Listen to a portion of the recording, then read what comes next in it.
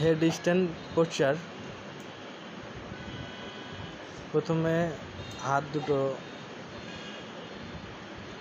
এক জায়গায় করে ত্রিকোণ আসনে, এরপরে এর মধ্যে মাথাটা দিয়ে মাথার উপরে দাঁড়ায় পড়তে হবে। এটা হচ্ছে হেড স্ট্যান্ড পোশ্চার। এটা একদিনে করতে যেয়ে আপনি এরকম করতে পারবেন না, একটু সময় লাগবে। তার জন্য ধৈর্য ধরতে হবে এবং একটু প্র্যাকটিস করতে হবে। আপনার ওভারওয়েট বা হেভি ওয়েট হয়ে গেলে আগে ওয়েট কমে নিন, তারপর এটা করতে যান। না হলে কিন্তু এটা লায়াবিলিটিস আমাকে দিতে পারবেন না।